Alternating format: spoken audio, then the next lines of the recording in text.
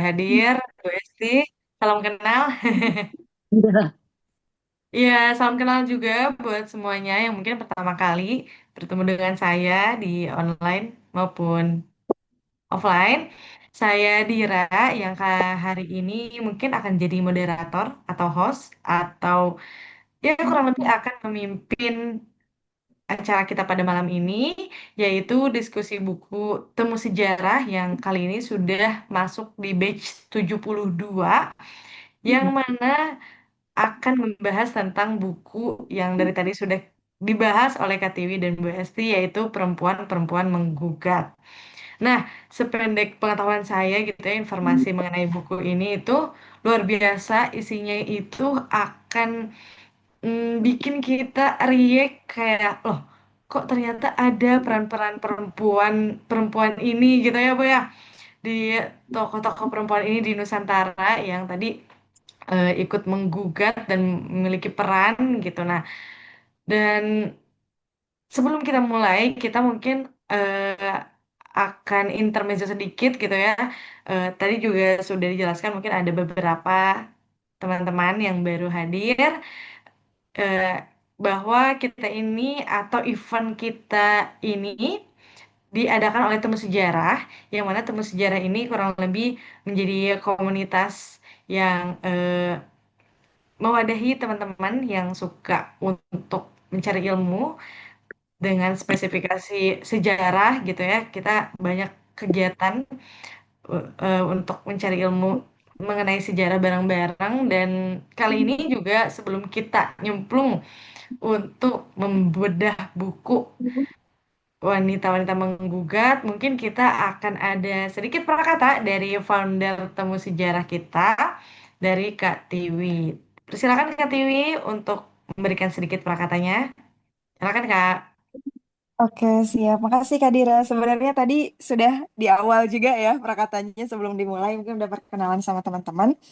Mungkin nanti saja nih buat teman-teman yang nanti mau join di komunitas Temu Sejarah bisa link isi aja. Nanti kalau setelah isi bisa konfirmasi supaya bisa masuk ke grup dan ikut rutin kegiatan Temu Sejarah. Selain diskusi, kita juga ada explore jalan-jalan. Jadi, ayo kita sama-sama melestarikan sejarah bareng-bareng. Makin banyak, makin seru. Makasih.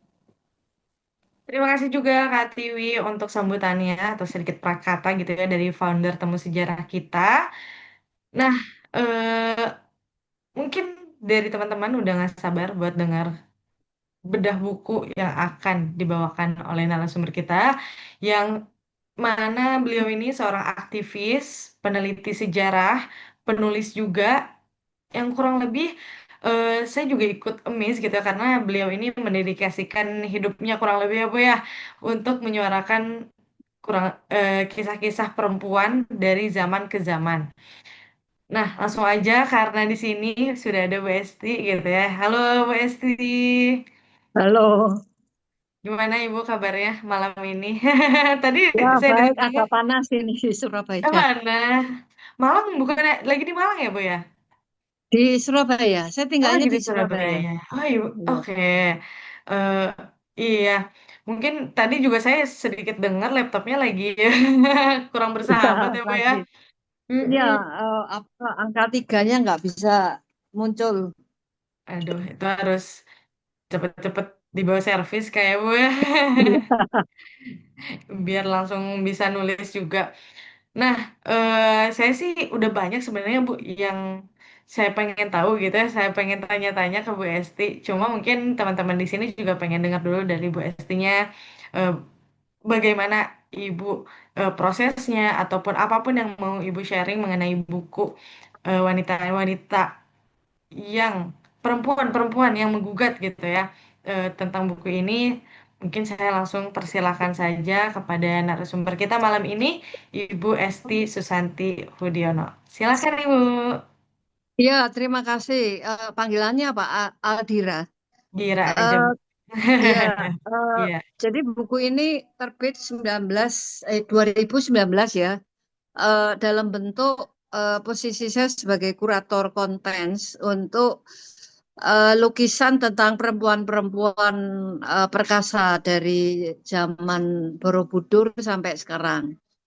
Nah, eh, apa studi formal saya tentang perempuan ya, feminisme sudah dari dulu dan juga saya sebagai orang yang sebagai perempuan sehingga punya apa eh, bahan untuk refleksi. Nah, pandangan tentang manusia itu ada dua ya. Ide yang membentuk kenyataan itu banyak diambil dari agama-agama ya. Jadi yang paling penting idenya, kenyataannya seperti apa ya, tidak. Jadi ide itu memaksakan kenyataan. Kemudian di dalam perkembangan ilmu itu eh, apa model melihat manusia seperti ini nggak bisa dipertahankan karena kan banyak perempuan menderita, banyak orang apa manusia yang tidak bisa diwakili oleh ide itu kan menjadi korban apa korban kekerasan ya. Nah kemudian muncul yang namanya evidence base. Jadi kenyataan yang eh, menentukan ide. Nah, dalam kerangka untuk membaca kenyataan yang ada, untuk menguji ide dari eh, apa filsuf ya, dari filsuf pemikir yang lain tentang perempuan.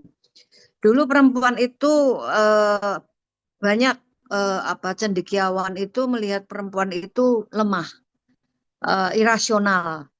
Nah, saya nguji apa betul perempuan itu eh, lemah irasional. Nah, kemudian di dalam apa pelacakan dari zaman Borobudur sampai sampai kini dengan berbagai variasi itu eh, kembali ditemukan bukti bahwa perempuan itu tidak lemah. Jadi ada banyak perempuan yang perkasa, rasional. Jadi ada 29 perempuan yang terpilih yang apa mempengaruhi pekerjaannya itu bertambah besar di dalam masyarakat. Nah, salah satunya itu yang menentukan itu adalah Gayatri.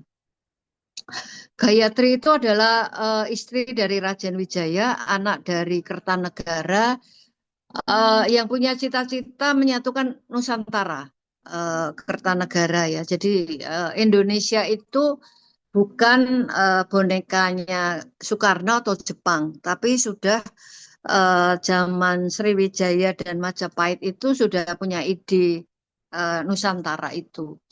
Nah, itu ide dari bapak dari Gayatri, yaitu Kertanegara, yang kemudian ada satu sejarawan dari Kanada mengatakan eh, manusia yang menentukan masa kini itu Gayatri, jadi bukan Gajah Mada yang menentukan imajinasi kebangsaan itu adalah Gayatri.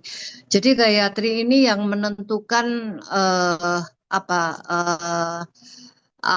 Gajah Mada itu dia yang pilih, terus dia yang mempersiapkan bagaimana supaya cita-cita bapaknya itu bisa direalisir. Nah, membaca membaca Jawa Timur itu menarik ya. Salah satu karya dari Majapahit Gayatri itu adalah melanggengkan cerita Panji dan Sekartaji. Eh, Pak Panji dan Sekartaji itu adalah cerita tentang Daha dan Jenggala yang dipisahkan jadi kerajaan kerajaan Kahuripan itu dibagi dua. Kemudian rakyatnya itu nggak terima kalau kerajaan terbagi dua sehingga muncul cerita-cerita yang diciptakan oleh rakyat tentang Panji dan Sekartaji. Nah ini menurut saya luar biasa ya karena kerakyatan itu juga muncul di jiwa kerakyatan ya. Ada pada Jawa Timur gitu ya. Ada pada cerita Panji dan Sekartaji. Eh, apa di mana rakyatnya itu yang aktif, rakyatnya yang ingin menyatukan dan dalam semangat egaliter gitu.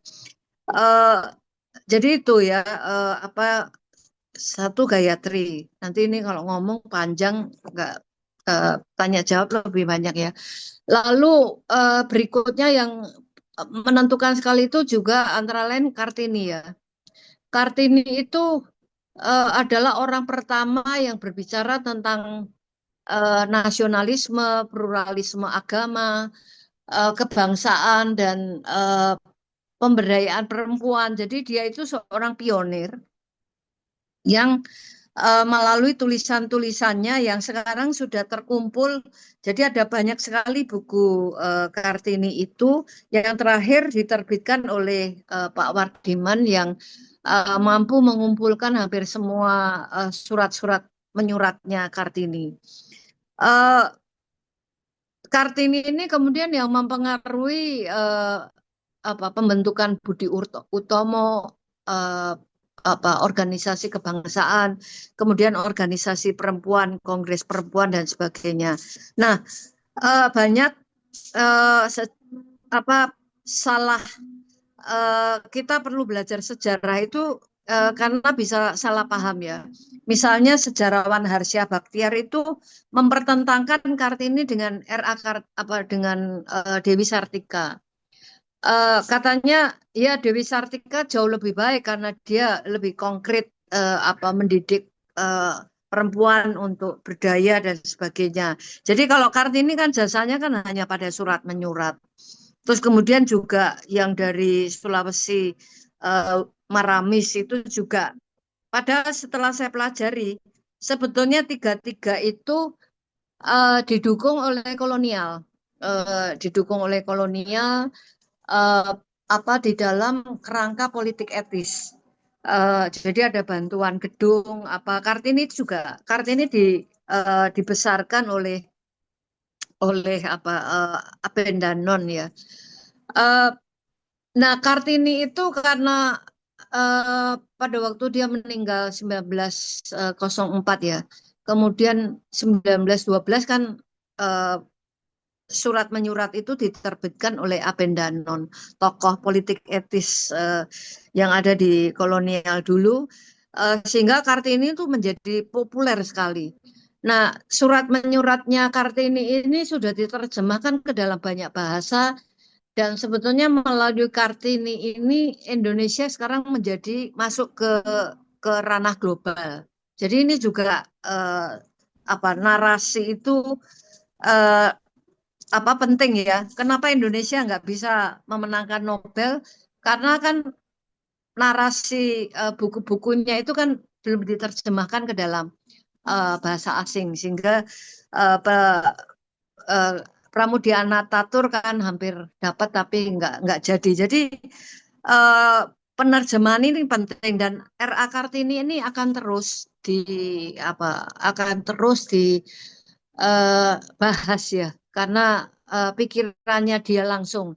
Kalau di dalam sejarah itu namanya data primer.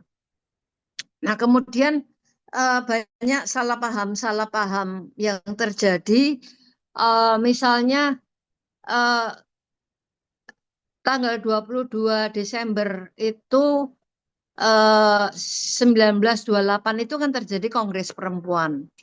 Nah, itu kan kemudian ditetapkan oleh Soekarno sebagai Hari Ibu gitu ya. Nah, kita kalau nggak membaca sejarah, kita akan melihat sebagai eh, itu Hari Ibu, ibu kandung yang melahirkan gitu ya. Padahal sebetulnya eh, Kongres Perempuan dengan nama Hari Ibu itu yang dimaksud ibu itu ibu perempuan.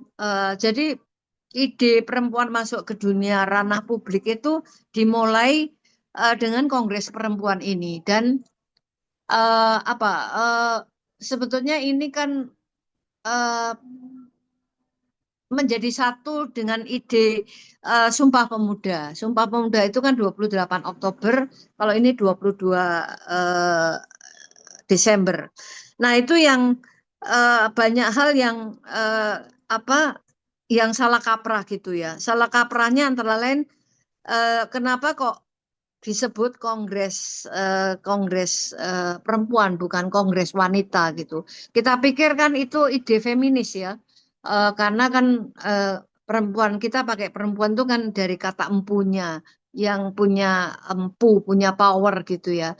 Eh, Kata perempuan dipakai itu sebetulnya karena eh, orang-orang yang terlibat pada Kongres Wanita ini nggak mau menggunakan kata wanita karena kaitannya dengan Jepang yang dulu kalau butuh perempuan ya, aku mau perempuan, aku mau wanita gitu. Jadi kata wanita itu menjijikan ya bagi orang-orang yang terlibat pada Kongres Perempuan karena itu disebut Kongres Perempuan bukan Kongres Wanita. Misalnya seperti itu pemilihan katanya. Nah, kemudian di dalam kontemporer ini muncul tokoh seperti Tuti Herarti, kemudian Saparlina Sadli, kemudian beberapa nama besar ya. Nah, satu tokoh penting misalnya Tuti Herarti itu eh, tokoh perempuan yang luar biasa ya. Capaiannya itu melampaui juga kebanyakan laki-laki gitu ya. Jadi dia mendirikan Fakultas Filsafat, kemudian menjadi apa menjadi Fakultas Filsafat, pernah menjadi rektor IKJ, kemudian ketua Dewan Kesenian Jakarta, mendirikan Lingkar Budaya Jakarta. Jadi Jakarta itu dibangun oleh Tuti Herarti itu terlibat di dalamnya. Dia apa uh, jadi profesor gitu ya. Kalau Kartini itu hanya lulusan SD. Jadi capaiannya kalau dibandingkan dengan capaian secara formal, Tuti Herarti ini capaiannya luar biasa ya. Dia di mana-mana punya peranan gitu. Menjadi dosen filsafat, studi S1-nya kedokteran, S2-nya psikologi, S3-nya filsafat. Kemudian dia membantu banyak orang terlibat pada masalah reformasi politik dan sebagainya. Jadi karena itu kan saya pertanyakan, kalau selama ini kita selalu mengatakan bapak bangsa gitu ya, kenapa kok nggak ada ibu bangsa gitu?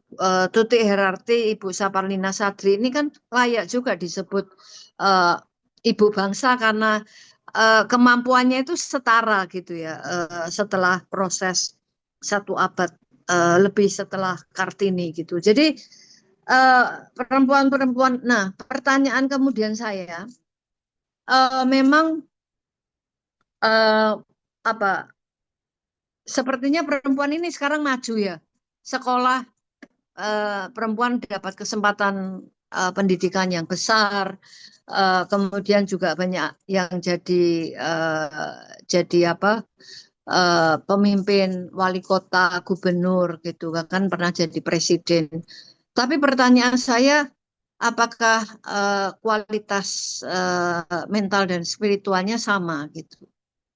Nah, pertanyaan saya ini saya jawab, ternyata isu pemberdayaan perempuan itu ada satu hal yang luput dari perhatian kita selamanya terkait dengan otonomi kemandirian perempuan di dalam menentukan dirinya gitu ya. Nah, ini ada teorinya yang diikuti oleh Bu Tuti Herarti, yaitu Simon dari Prancis ya mengatakan kalau kita mau dewasa lepas dari ketergantungan orang tua itu dibutuhkan satu transendensi gitu. Nah, Simon mengatakan transendensi pada perempuan itu banyak yang gagal karena ada sistem patriarki ya, subordinasi, sehingga perempuan tidak bisa otonomi penuh gitu ya. Dan itu memang jadi persoalan kita gitu.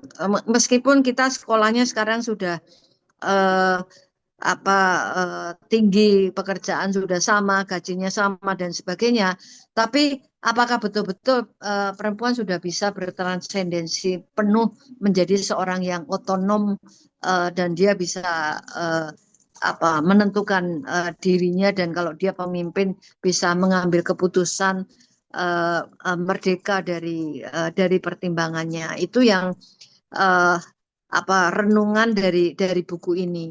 Nah, sebetulnya setelah buku ini saya sudah melangkah lebih jauh yang butuh satu buku lagi yang kaitannya dengan perlunya perempuan melakukan transendensi yang kedua kali ya. Karena seperti kalau kita ngomong spiritual, kalau Islam itu eh, menyatakan bahwa perempuan tuh punya apa ya bakat atau kesempatan untuk masuk ke dalam spiritual karena apa sifatnya atau karakternya yang eh, dibentuk atau eh, terbawa untuk melakukan caring ya perawatan. Tapi pertanyaan saya kan meskipun perempuan punya kesempatan emas masuk ke dalam dunia spiritual, dunia sufi, tapi kan kenapa kok sufi-sufi itu banyak laki-laki yang terkenal? Mana sufi perempuan yang jadi rujukan? Nggak ada. Nah, itu segaris dengan temuan saya terkait dengan tadi transendensi di bidang psikologis ya. Perempuan tidak bisa lebih tinggi lagi mencapai tingkat spiritual yang lebih tinggi karena perempuan tuh tidak terdorong untuk melepaskan diri dari keterikatannya. Jadi kalau dia sudah terikat membela suami, membela anak, membela kelompoknya, kemudian itu bisa apa bias ya. Salah satu kita mau mencapai spiritual yang tinggi itu kalau kita mampu membebaskan diri dari keterikatan. Nah, buku yang berikutnya itu sekarang sedang saya tulis. Judulnya itu adalah Androgini, Sumber Inner Power. Jadi kalau menurut saya manusia itu perlu eh, apa lahir dua kali ya. Pertama lahir secara fisik. eh, Pada era pertama ini manusia banyak dibentuk oleh sosialnya, oleh tradisi dan sebagainya.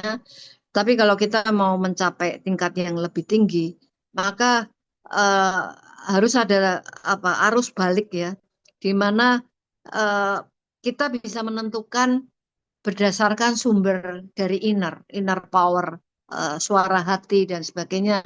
Karena kita sudah cukup punya bekal untuk membaca dunia makro kita. Jadi saya kira itu kita buat aja tanya jawab. Eh, saya kira gitu ya Mbak Aldira supaya banyak Oke, siap Bu. diskusinya. Kita lebih fokus ke diskusi tanya jawabnya ya Bu ya, kalau misalnya Iya, ada iya, pertanyaan iya, dari teman-teman. Oke, ini belum ada instruksi alasannya yang angkat tangan ya. Boleh Kak, iya. langsung ditanyakan aja Kak. Kak Jasmine, silakan. Assalamualaikum warahmatullahi wabarakatuh. Apa suara saya terdengar? Aman Ya, terdengar ya Kak. terdengar, Yasmin. Waalaikumsalam warahmatullahi wabarakatuh.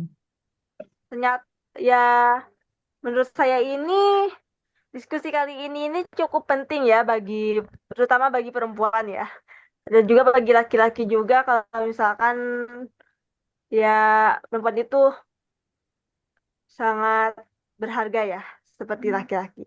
Nah, saya ingin bertanya, apakah ada tokoh dari Indonesia yang bisa berdiri sendiri tanpa ada bayang-bayang suaminya gitu loh. Atau misalkan tokoh perempuan ini tidak pernah menikah atau apa gitu. Seperti halnya kalau di Inggris ada Ratu Elizabeth pertama ya. Ada Ratu Elizabeth pertama yang tidak menikah dan menjadi Virgin Queen. Ataupun seperti kalau misalkan kan kata Bu Esti kan nggak ada itu ya, dibilang nggak ada Sufi ya kalau itu. Mungkin saya bisa menambahkan kalau misalkan ada Sufi perempuan bernama Rabi'ah Al-Adawiyah gitu. Ya, seperti itu pertanyaan saya. Terima kasih. Ya, saya sudah baca Rabiah ya, yang mengatakan apa sebaiknya apa apa kita eh, ke Tuhan itu digerakkan oleh cinta, bukan oleh takut gitu ya. Tapi Rabiah itu yang sering dikutip itu kan Ibnu Sina, kemudian Arabi, kemudian Rumi gitu ya. Ya itu juga sampai pada tingkat itu gitu. Cuma pertanyaan saya kan kalau sudah berbakat kan harusnya tingkatnya tinggi. Eh, jadi semua 29 perempuan ini orang yang otonom, yang tidak dibawa bayang-bayang orang lain. Ini yang bukti yang bisa saya sebut. Nah, salah satu kenapa saya mendalami ini, adik Yasmin, perempuan dan laki-laki itu perbedaannya kecil sekali. Hanya berapa, sangat kecil. Bahkan laki-laki itu pernah menjadi perempuan. Berapa minggu kemudian muncul penisnya. Uh, yang membedakan, kita berpikir membedakan laki dan perempuan itu kan hasil dari kultur gitu ya. Karena itu kan kenapa kemudian saya mengeluarkan statement tentang androgini. Karena pada dasarnya itu setiap manusia itu punya elemen feminim dan maskulin. Uh, Kalau kamu mau berhasil sebagai manusia, mau menjadi pemimpin, maka harus punya dua elemen ini. Kalau hanya maskulin, kamu akan gagal menjadi seorang pemimpin. Dua gitu. Jadi ini 29 ini sebetulnya seperti Kartini saya temukan dia berjiwa androgini. Berjiwa punya feminitas dan maskulinitas. Jadi karena itu dengan adanya revolusi sekarang ini, kalau kita masih mempertentangkan perempuan dan laki-laki, itu bisa misleading, misleading. Jadi seperti Elizabeth itu memang dia disebut perawan ya, padahal dia pacarnya banyak itu. Jadi ada pencitraan gitu. Jadi justru yang paling penting itu adalah bagaimana laki dan perempuan itu bisa berkolaborasi dengan saling menghormati kemerdekaan diri masing-masing gitu. Seperti contohnya sudah ada, misalnya Inggit ya. Tadi saya nggak sebutkan Inggit karena ini temu sejarah di Bandung nggak menyebut Inggit, salah ini ya. Inggit itu sebetulnya dia itu adalah seorang pernah menjadi sinden. Karena itu disebut inggit itu dari kata ringgit. Sinden itu kan waktu dia nyanyi atau apa kan dilempari duit inggit. Nah dari suaminya yang ketiga ya kalau nggak salah, Sanusi itu yang mengangkat Inggit itu jadi perempuan yang ya dididik ya karena Sanusi ini aktivis Muhammadiyah. Kemudian Inggit dan Soekarno saling jatuh cinta. Nah, Sanusi suaminya itu luar biasa ya, tidak marah, meminta Soekarno menjaga Inggit, kalau tidak dia tidak akan terima. Nah, waktu Inggit kembali ke Bandung, waktu cerai dengan Soekarno, itu dia kembali ke suaminya sebagai sahabat. Suaminya sudah menikah kembali. Nah, hebatnya Inggit itu dia menikah dengan Soekarno, perbedaan usianya 10 tahun lebih. Dia bisa berperan sebagai ibunya Soekarno, bisa berperan sebagai kawan, dan berperan sebagai kekasih. Nah, ini sebetulnya ini yang membuat hubungan menjadi langgeng ya. Beda dengan misalnya Fatmawati. Fatmawati itu kan perannya kan ibu anak-anaknya Soekarno dan sebagai kekasih. Nah, pada waktu Soekarno menikah lagi dengan Hartini, kan kemudian Fatmawati kan pisah dan pada waktu Soekarno meninggal itu Fatmawati hanya kirim bunga, tidak mampu menghadiri kematiannya Soekarno. Tapi Inggit datang ke kematiannya Soekarno karena mereka mampu menjalin pertemanan gitu. Nah itu sebetulnya hubungan itu sebaiknya begitu ya. Kalau hanya hubungan erotis, maka hubungan itu akan tidak tahan lama. Perlu kemudian menjadi hubungan persahabatan, kemudian menjadi hubungan yang saling mengembangkan spiritualnya masing-masing. Saya kira itu ya. Jadi nggak usah nyampe di Inggris. Ini semua perempuan perkasa ini. Seperti Gayatri itu jasanya nggak kalah dengan Elizabeth. Nah itu yang membuat imajinasi Nusantara itu kan bisa direalisir kan, eh, salah satu kuncinya kan peran dari Gayatri, eh, nenek dari Hayam Wuruk. Ini musuh ya kalau sama Sunda ya. Eh, apa peristiwa apa itu, perang Bubat atau apa. Tapi itu ya. Jadi saya kira itu, Mbak. Oke, gimana Kak Jasmine? Aman? Terima kasih.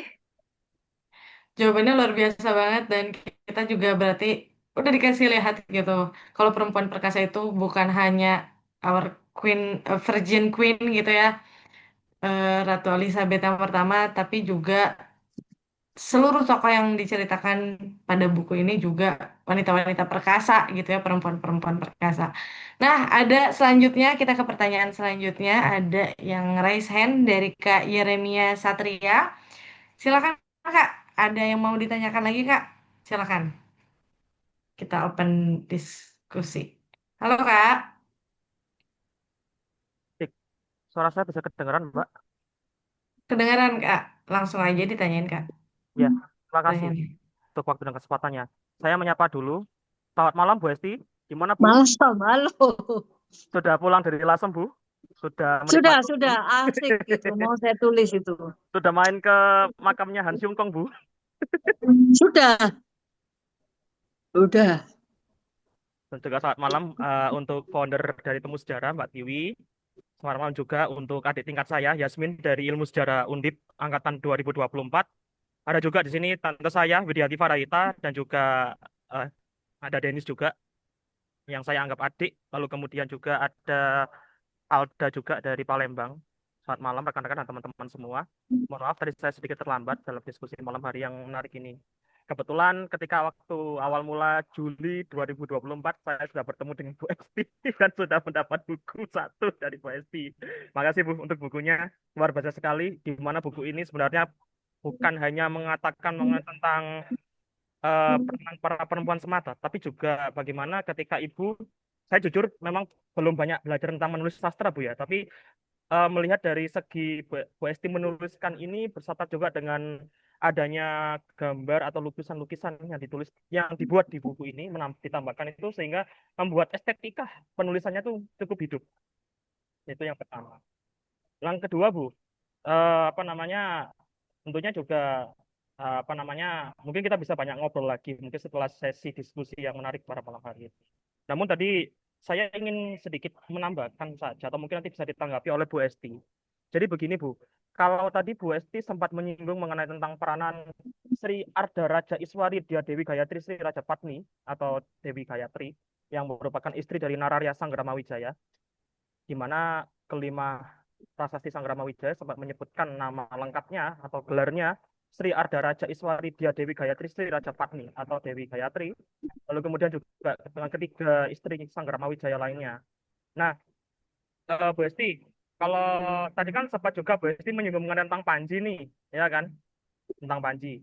Naskah kisah Panji dan kemarin sempat ketika pada waktu ada diskusi di Sidoarjo, mohon maaf saya belum bisa hadir karena posisi di Surabaya ada hajatannya keponakan saya, jadi belum bisa sempat hadir kemarin.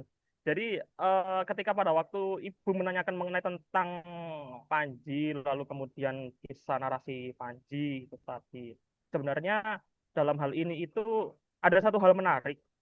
Kalau Ibu sempat membaca dalam naskah atau bahkan terjemahan ya buku naskah Panji Anggraini. Panji Anggraini merupakan salah satu naskah turunan atau tedak yang dimana merupakan naskah yang mengisahkan kisah pernikahan antara Raden Panji atau Inu Kertopati atau Panji Kudarawi Srengga dengan Dewi Anggraini. Dewi Anggraini itu berasal dari Jenggala, dikatakan demikian. Meskipun kedua tokoh ini dalam kisah itu, kisah Panji Anggraini itu sama-sama sebenarnya berasal dari Jenggala. Hanya saja Anggraini merupakan putri dari Pati, Kudanawarsa. Nah, dalam hal ini itu sebenarnya kalau menyinggung mengenai kisah ini juga sebenarnya tentunya dalam tradisi Nusantara sendiri atau Jawa ketika pada saat masa kuna. Tadi sempat saya sependapat juga apa yang disinggung oleh Bu Esti bahwa ketika pada saat masa-masa kuna itu memang perempuan itu memiliki kedudukan atau derajat yang setingkat dengan laki-laki. Dan bahkan pun sempat menyinggung juga mengenai androgini. Saya justru malah teringat dengan apa yang dalam tradisi Siwa, kalau tidak salah, Siwa di India. Siwa itu kan melebur ya dengan istrinya, yaitu Uma atau Parwati. Sehingga di dalam perwujudan arca itu disebutkan dengan perwujudan arca Ardhanara Iswari atau Ardhanareswari. Jadi eh, per penggabungan antara unsur feminin dengan unsur maskulinitas tadi itu, yang melampaui kedua-duanya. Nah, dalam hal ini itu saya juga memahami bahwa ketika pada saat naskah Panji Anggraini ini eh, saya membaca ya, tapi dari hasil terjemahan sih.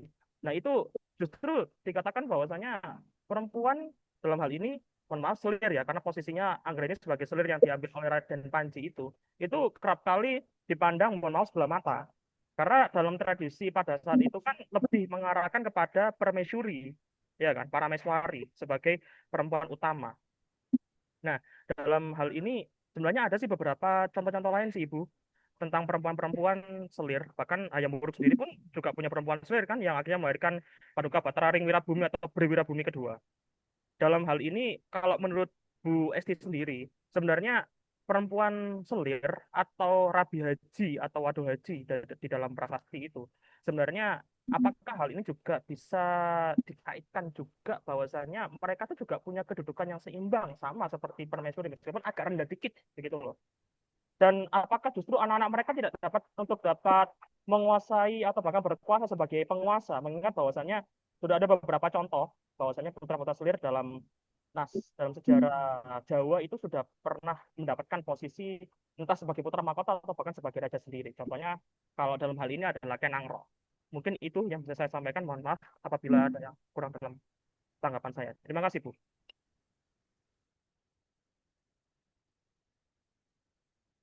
Iya, langsung ya, moderator. Boleh, langsung aja Ibu ditanggapi. Ya, Karena tadi ada beberapa. jadi sebetulnya setelah menulis buku ini, yang tadi saya nyatakan bahwa kelanjutannya yang Peter Carey mengatakan bahwa Indonesia itu mengadopsi patriarki Timur Tengah dan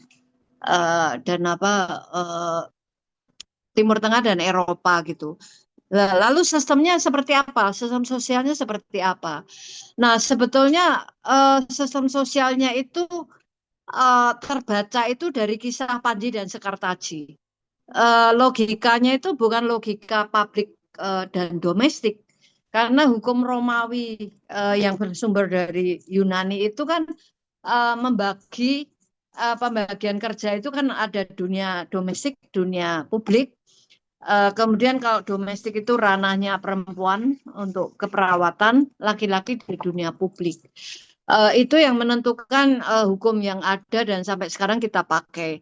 Nah, sistemnya itu pada cerita Panji Skartaji itu bukan seperti itu. Logikanya bukan domestik dan publik, tapi domestik dan publik itu bisa dipertukarkan. Dan cerita Sekartaji itu kan perempuan ya. Ceritanya itu berlangsung di ruang publik pada waktu pencarian mencari Panji dan Sekartaji saling mencari. Jadi kalau menjawab pertanyaannya Yeremia itu, kalau kita merujuk pada cerita fiksi Panji dan Sekartaji yang dibuat oleh rakyat ya, jadi itu bukan sastra keraton, sulit pegangannya. Ceritanya banyak sekali. Dan itu nggak bisa dipegang. Kalau kita mau merujuk untuk masuk sebagai kajian ilmiah, maka yang bisa dirujuk itu gambar relief candi ya. Itu juga ada cerita Panji dan Sekartaji yang ditulis oleh siapa dari Jerman itu. Nah, saya kira itu ya. Jadi ceritanya itu intinya itu sebetulnya. Nah, karena itu sebetulnya dari cerita Panji Skartaji itu kita bisa membuat arus balik di mana dunia publik dan domestik itu tidak perlu dipertentangkan gitu ya. Mudah dipertukarkan dan peran laki dan perempuan itu bisa saling mengisi. Dan itu sebetulnya bisa diaktualkan lagi gitu. Nah, sebetulnya yang mau saya sampaikan itu ya. Bukunya Anggraini apa itu sudah saya baca ya. Itu tergantung pada penulis ya, penulis dari apa dari masa ke masa masyarakat ya. Jadi itu nggak bisa kita pakai untuk membaca apa untuk jadi diambil sebagai sebuah kesimpulan. Eh, tapi dari cerita Panji Skartaji itu logikanya bukan logika eh, domestik dan publik. Nah, itu yang sebetulnya bisa dihidupkan kembali untuk masa sekarang supaya tenaga kita itu tidak dihabiskan untuk apa perang ya antara laki dan perempuan, tapi bagaimana kita bisa berkolaborasi untuk membangun memperjuangkan kemanusiaan kita yang katanya terancam ya oleh artificial intelligence ini. Saya kira itu ya penting sekali. Saya kira itu ya. Nanti kita diskusi aja di luar sini karena tadi itu suaranya terputus-putus, nggak semuanya bisa saya tangkap, Yeremia. Terima kasih. Baik Bu, terima kasih Bu. Terima kasih Ibu Esti dan juga Kak Yeremia yang sudah bertanya dan juga tadi menanggapi. Dan ternyata di sini juga banyak ya peserta yang bawaan Kak Yeremi. Oke, selanjutnya kita juga ada beberapa nih yang udah raise hand. Ada Kak Alda, mungkin Kak Alda terlebih dahulu ya.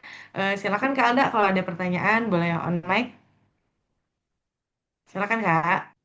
Oke, terima kasih moderator. Assalamualaikum warahmatullahi wabarakatuh. Waalaikumsalam. Perkenalkan, nama saya Alda Tias Lestari, mahasiswa PGRI di Palembang, fakultasnya ada di Palembang. Pertanyaannya, ini kan di judulnya ini kan perempuan-perempuan menggugat. Nah, yang jadi masalahnya itu kan Kartini, itu kan pahlawan yang dijadikan bentuk motivasi. Nah, sedangkan ada yang kemarin kami ngungkit masalah Marsina menggugat itu. Gimana itu, moderator? Ya, ini Marsina juga masuk ya. Kita juga angkat ya. Jadi ini tidak hanya perempuan bangsawan apa-apa juga tokoh gerwani apa-apa kita masukkan. Jadi itu kan Marsina itu kan juga perkasa banget. Begitu berani melawan sampai akhirnya dia dibunuh ya dengan alat kelaminnya dirusak gitu ya. Jadi itu satu cara tentara melakukan kekerasan gitu ya. Jadi Marsina masuk, tokoh Gerwani juga masuk gitu. Jadi eh, supaya kita nah itu kan keberaniannya Marsina itu kan energi maskulin, bukan feminin. Jadi kalau kita mau berhasil gitu ya, sebaiknya punya dua energi itu yang namanya androgen, yang akan membangkitkan inner power ya. Inner power itu satu keberanian yang tidak tergantung pada lingkungan dan dia bertindak berdasarkan nuraninya. Jadi itu ada di sini apa siapa nah ini Marsina ini gambar ini ada ditulis salah satunya. Itu memang tokoh penting yang harus ditulis. Kalau dari Sumatera itu yang saya tulis eh, Malah Hayati ya dari Aceh. Eh, jadi dan sebetulnya masih banyak perempuan-perempuan perkasa. Tapi kan kalau pameran lukisan itu kan 30-an ya sudah banyak ya. Seperti eh, siapa itu Ibu Musda Mulia itu sebetulnya saya suka sekali ya. karena dia juga perempuan perkasa. Cuma pelukisnya itu takut kok membaca ceritanya Musda Mulia kok kontroversinya begitu besar. Jadi dia menolak untuk melukiskannya. Tapi kalau menurut saya dia juga salah satu perempuan perkasa yang masuk dari kriteria yang saya tulis. Saya kira gitu ya. Palembang juga ini menjadi dasar pembentukan Indonesia, yaitu juga cerita dahsyat itu, kisah Jambi dan Palembang. Cuma yang perempuannya belum saya dalami. Ada juga di Palembang itu ada kuburan Fatima kuburan siapa ya? Putri Kembang Dadar. Di mana itu? Di Bukit Seguntang. Ya, ya, nanti saya cari ya. Pasti Ya, ada.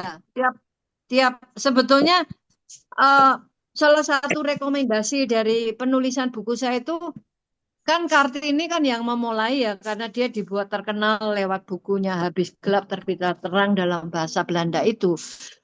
Saya mengusulkan tiap daerah itu menetapkan tokoh perempuannya siapa. Kemudian pas Hari Kartini itu yang diperingati tokoh daerahnya sendiri, bukan Kartini gitu. Memang Hari Kartini gitu, tapi pada waktu perayaannya itu tidak harus pakai kebaya dan sebagainya. Tiap daerah itu bisa pakai pakaian daerahnya sendiri dan tokoh perempuannya yang diangkat. Jadi ini sebetulnya dulu saya usulkan, saya kan pernah menjadi ketua masuk Nasdem dan menjadi ketua untuk bidang perempuan, anak dan narkoba, dan saya mengusulkan ini. Jadi bagaimana supaya tidak orientasi, karena kan pahlawannya kan banyak dari masa ke masa. Tiap daerah itu memilih tokohnya sendiri-sendiri, tapi pas jatuhnya pas Hari Kartini gitu. Dengan begitu kan idenya menjadi lebih adil gitu ya. Begitu Mbak Alda. iya Nanti Ibu. kapan-kapan saya pelajari tokoh dari Palembang. Iya Ibu. Ya. Oke, baik. Tadi juga kita sempat bahas tokoh wanita yang hebat itu ada kurang lebih 29 tokoh ya Bu ya yang ada di buku. Yang saya tulis ya. Iya, betul. Nah, mungkin Sun akan dipelajari lebih lagi di setiap daerahnya ya Bu ya, biar setiap daerah itu Iya. memiliki tokoh wanita hebatnya masing-masing. Seperti itu. Tapi di sini masih ada pertanyaan juga karena waktu kita masih banyak juga. Ada Bu Lilis. Kak Lilis, silakan jika ada pertanyaan bisa on mic ataupun dari komentar chat dipersilakan Kak.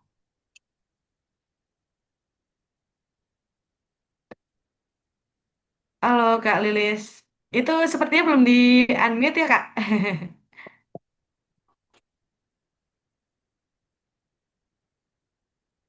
Oke, mungkin kita tunggu dulu ya Bu. Iya. Antrian pertanyaannya masih banyak. Ini ada yang masih.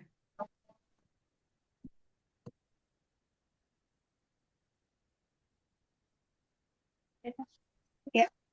Halo, Nah, suaranya udah Assalamualaikum masuk. warahmatullahi wabarakatuh. Suara saya terdengar? Waalaikumsalam warahmatullahi Iya, wabarakatuh. Waalaikumsalam. Terdengar, Ya. terdengar jelas. Selamat malam, Ibu Esti. Selamat malam. Ya, saya tertarik dengan pembahasan tentang perempuan.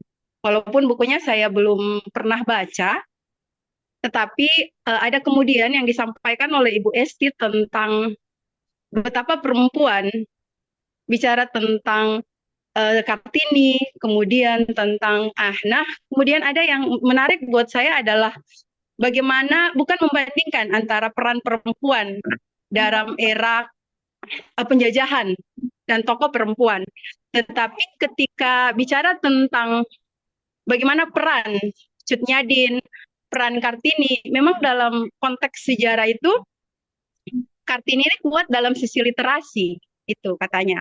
Makanya Hari Perempuan itu selalu dirayakan seperti Hari Kartini. tetapi tidak menafikan dari tokoh-tokoh perempuan lainnya. Itu yang pertama, Bu Esti. Berikut yang kedua adalah yang kemudian saya sedikit pelajari. Kemudian yang sedikit yang saya pelajari adalah ketika bicara tentang istri dari seorang Soekarno begitu, dari Inggit, kemudian dari Fatmawati, entah dari Dewi Soekarno dan sebagainya. Ini saya mengambil kesimpulan, ternyata perempuan itu ada dendam dan luka. Ketika Inggit memaafkan seorang Soekarno, kemudian Fatmawati, Hartini, kemudian Kartika Manopo dan sebagainya itu adalah cerita tentang seorang perempuan. Ternyata perempuan itu kalau saya berpikir adalah bukan secara irasional, tetapi logikanya itu lebih kepada logika rasa seperti itu. Jadi ada kemudian rasa yang diagungkan oleh perempuan sehingga tidak mampu menerima sebuah kenyataan. Ini saya kolaborasi antara perempuan, dimensi perempuan hari ini, kelampauan dan kekinian, Bu Esti. Mungkin itu pendapat saya. Ya, terima Iya, kasih. Saya kembalikan. Terima kasih moderator. Saya dari Gorontalo, guru sejarah dari Gorontalo. Terima kasih. Saya kembalikan. Assalamualaikum warahmatullahi wabarakatuh. Ya Allah, terima kasih banyak Kak Bu Lilis. Waalaikumsalam warahmatullahi wabarakatuh. Ternyata kita juga kedatangan guru sejarah ya Bu. Dan tadi mungkin ada sedikit pertanyaan dan juga komentar gitu. Silakan Ibu untuk ditanggapi Bu Esti. iya. Jadi betul ya. Kamar dulu, Pak. Kartini ini saya dulu tidak suka Kartini ya. Karena dia mengkhianati pikirannya ya, menentang poligami, tapi kemudian dia mau gitu. Kemudian yang membuat saya berubah itu adalah bukunya Sumartana ya, masuk di dalam disertasinya di mana di Belanda, yang dimana Mas Tono ini menyebutkan bahwa Kartini ini yang membuka dialog antar agama pertama gitu. Jadi ini tokoh pertama dan betul ya. Pada saat itu Kartini itu sudah membahas tentang hubungan dengan Buddha, dengan Konghucu, kemudian perjumpaannya dengan kawan-kawan Kristennya,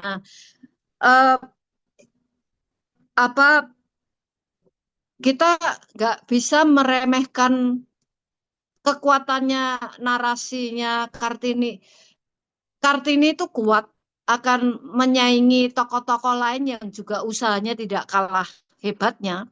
Itu karena Kartini itu memberikan data primer, tulisannya dia sendiri.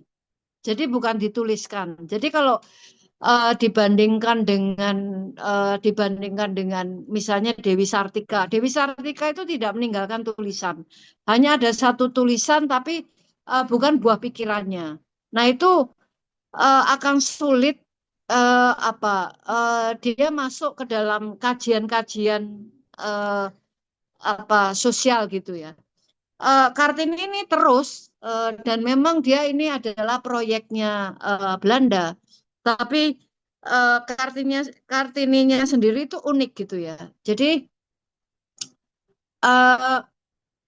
ya begitulah dunia dibentuk ya. Jadi dia pada tahun meninggal 1904, kemudian Abendanun menerbitkan Habis Gelap lah, terbitlah Terang 1912. Nah, pada saat itu kan nggak ada bacaan hubungan antar etnis atau yang dari pribumi. Itu tulisan tentang Kartini itu dibaca banyak orang. Mempengaruhi pandangan orang Belanda maupun aktivis Indonesia, tulisannya Kartini dibaca. Nah, kemudian terus diskusi tentang Kartini terjadi di Belanda dan Indonesia, terus dia dibahas. Karena itu kritik pun begitu banyak untuk dia. Nah, kemudian dia menulis surat itu ada sekitar 400-an surat. Abendanon itu mengungkapkan tulisannya itu 100 lebih ya. Dan kemudian ditambah dan itu terjadi kritik. Jadi itu sudah terjadi kritik terhadap rekonstruksi tulisannya Kartini, dan yang terakhir oleh Profesor Wardiman, dan sudah diterjemahkan ke dalam banyak bahasa. Maka kita nggak bisa lagi ya dia memang leading gitu ya, karena dia dikenal oleh dunia. Meskipun kalau diperbandingkan ya tergantung perspektif kita gitu. Jadi Indonesia itu diprediksi atau sudah menjadi pusat pemikiran Islam. Salah satu pusat pemikiran Islam karena Indonesia menjadi pusat pemikiran Islam dunia. Salah satu kontribusinya karena pandangannya terhadap perempuan tuh terbuka, inklusif, rileks, dan itu jasanya, saya kira itu jasanya Kartini ya, cukup besar di dalam di situ. Karena itu saya kira ya begitulah begitulah yang namanya hidup gitu ya. Karena itu memang apa yang dilakukan Kartini kan dia juga matinya muda ya, hanya sampai umur 25 tahun, dan dia belum menguji pikiran-pikirannya dan sebagainya. Jadi kelemahannya banyak dan itu sudah dikritik banyak, tapi karena dia menulis, karena itu adik-adik sekalian perlu menulis, karena di situ itu menjadi data primer. Nah, kemudian karena itu kan saya usulkan pas Hari Kartini itu ya tampilkan aja berbagai profil perempuan yang berjasa di lokalitasnya gitu. Juga di dalam menampilkan pakaiannya. Karena kalau berpusat hanya pada Kartini kan tidak adil. Nah, tadi memang betul kekuatan perempuan itu, karena itu kan kenapa perempuan bisa punya bakat untuk masuk ke dunia spiritual, juga masuk ke dunia sufi, karena mengembangkan rosonya gitu ya, mengembangkan empati, simpatiknya gitu. Jadi itu kekuatan kemanusiaan itu di situ gitu ya. Itu kekuatannya gitu. Jadi karena itu saya baru kembali membaca lagi Kartini, bukunya Pak Wardiman, 3 buku yang mungkin jadi 1000 lebih halaman ya. Itu saya melihat ternyata Kartini itu Kartini kan dianggap kan dia kan memang kritis ya terhadap agama gitu ya. Tapi kemudian dia menuruti ibunya kan dari anak santri gitu ya. Dari keluar ibunya dari keluarga pesantren di Madura. Terus kemudian dia bisa sampai pada tingkat itu, punya kemandirian, punya begitu keberanian, karena ternyata saya melihat Kartini itu adalah seorang yang intuitif. Perempuan itu juga intuitif, gitu. Itu kekuatannya perempuan yang jangan disangkal. Karena kalau dunianya dikendali, sesungguhnya kehidupan kita itu dikendalikan oleh perasaan. Rasio itu bukan satu-satunya pengendalian hidup kita gitu ya. Jadi justru itu kekuatan itu, karena itu mengembangkan intuisi itu menjadi satu yang penting untuk bekal hidup masa kini gitu ya. Tadi terkait dengan Inggit gitu ya. Kan misalnya ketidakadilan, kenapa ini dikatakan menggugat gitu ya. Yang dipahlawankan tuh Fatmawati, karena jasanya Fatmawati itu membuat yang menjahit bendera pada waktu untuk proklamasi. Inggit itu diperjuangkan sudah sampai berapa kali sebagai pahlawan gagal. Argumentasinya itu kalau istri itu hanya satu yang diambil, nggak boleh yang lain. Padahal kan Inggit ini kan berdarah-darah melahirkan yang membuat Soekarno bisa seperti itu jasanya Inggit kan tidak bisa dilupakan gitu. Dan Inggit bisa berbuat mendukung perjuangannya Soekarno itu karena diminta oleh suaminya yang lalu Pak Sanusi itu untuk supaya mendukung perjuangannya Soekarno gitu ya. Jadi itu juga laki-laki luar biasa. Jadi eh, kalau kalau Inggit itu nggak terlihat pahit ya. Jadi dendam dan luka ini tergantung juga pada pilihan kita gitu ya. Kartini itu juga sebetulnya kan dia nggak tahan ya melihat ibunya adalah selir yang apa terhadap Kartini pun dia harus berjongkok. Itu yang membangun daya kritisnya. Terus Dewi Sartika itu kan juga dia kan sebetulnya kan tinggal di halaman belakang ya bersama dengan pembantu. Terus dia menyaksikan betapa tidak berdayanya perempuan bisa begitu saja ditinggal dan kalau mau diambil begitu saja oleh bangsawan. Jadi eh, luka luka luka itu memang yang membuat keberanian orang muncul untuk melawan gitu ya. Jadi kematangan orang itu banyak muncul itu dari luka. Tapi apakah itu akan membuat kita cacat secara batinnya atau tidak, itu tergantung pada masing-masingnya. Dari semua ini saya lihat banyak yang mampu ya membebaskan diri dari semuanya dari luka ya. Mana yang tidak luka ya. Semuanya punya pengalaman diperlakukan tidak adil, semuanya ini. Tapi mereka tidak tinggal diam dengan ketidakadilan yang dialami. Mereka bertindak eh, membantu perempuan-perempuan yang lain untuk supaya tidak mengalami nasibnya sendiri. Saya kira itu kontribusinya. Jadi kalau secara spiritual itu kita bisa matang itu dari luka. Tapi luka itu belum tentu akan membuat kita cacat atau rusak. Itu tergantung pada pilihan kita. Saya kira itu ya apa Lilis ya. Jadi eh, tapi menjadi perempuan itu, nah eh, dari renungan saya panjang itu, kalau ada hal yang tidak sebanding ya. Kalau kita menjadi ibu itu sangat diagungkan. Jadi ada pengagungan menjadi ibu karena ibu itu berkorban dan betul-betul mendampingi anaknya. Tapi dalam kebudayaan kita itu belum menerima perempuan menjadi dirinya sendiri. Itu yang menjadi masalah ya. Jadi tubuh perempuan itu kan diperebutkan oleh banyak pihak. Eh, tapi perempuan itu sendiri sepertinya tidak boleh memiliki tubuhnya sendiri. Kaitannya dengan kehamilan, kehamilan ya, itu menjadi masalah. Nah, dari pengalaman ketidakadilan yang terjadi itu, pelajarannya apa? Saya melihat bahwa eh, menjadi ibu itu jangan dihilangkan karena menjadi ibu itu adalah kekuatan kekuatan kemanusiaan gitu ya. Jadi itu penting banget gitu.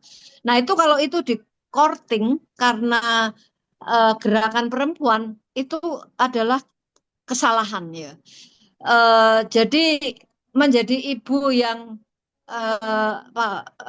mengekspresikan cinta tanpa pamrih ini penting sekali untuk kemanusiaan.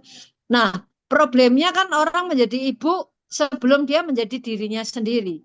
Nah, karena itu untuk misi perjuangan saya adalah bagaimana orang itu sadar dia bahwa dia menjadi ibu dan sadar menjadi seorang ayah. Nah, kalau dia sadar mau menjadi seorang ibu, maka dia harus menjadi dirinya sendiri. Dia punya otonomi terhadap dirinya sendiri, menjadi dirinya sendiri. Jangan identitasnya itu dilebur ke suaminya atau dilebur ke ayahnya.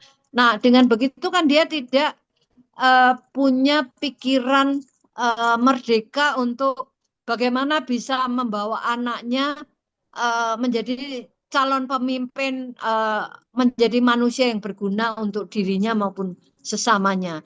Karena itu saya kira itu ya, karena kalau tidak, kalau perempuan tidak menjadi dirinya sendiri pada waktu dia mau menjadi ibu, eh, ya mohon maaf ya banyak kan justru ibu-ibu itu kan melahirkan manusia-manusia egois gitu.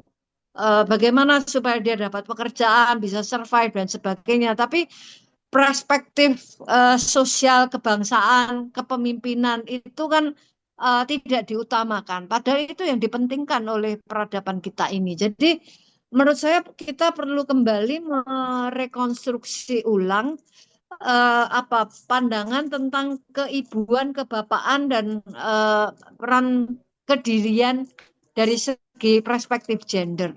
Jadi itu yang penting gitu ya. Itu dari renungan saya panjang di dalam memikirkan soal isu gender ini. Saya kira itu ya. Kayaknya ada pertanyaan tadi saya kalau bisa dibantu dibacakan atau orangnya tanya sendiri. Silakan Gimana moderator. Kak Amri nih? Pertanyaannya Ya. cukup menarik. Mau disampaikan secara langsung? Boleh Mbak. Oke. Boleh. Sebenarnya Silakan Kak. mohon maaf Ibu, Iya, saya sedang berada di perjalanan balik ke rumah gitu kan. Jadi iya. perkenalkan nama saya Amri, mahasiswa Ilmu Sejarah UNSU, Bu. Jadi mengenai pembahasan Gerwani ini, Bu. Nah, Gerwani ini kan istilahnya di sejarah kita di negeri kita sendiri itu kan masih dipandang remeh gitu kan. Jadi saya ingin bertanya, Bu, bagaimana keberadaan tokoh Gerwani dalam buku ini membantu membuka ruang dialog tentang sejarah perempuan yang disembunyikan atau disalahartikan. Mungkin itu, Bu. Sekian, terima kasih. Saya kembalikan kepada moderator. Terima kasih Iya. banyak yang sedang ada di perjalanan. Eh, Silakan Bu Esti. saya membaca Gerwani itu pedih ya.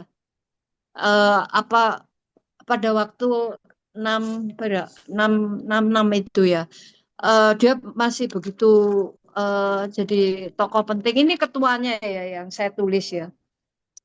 Apa begitu penting bersama Soekarno dan PKI, terus tiba-tiba dia dikejar-kejar gitu ya.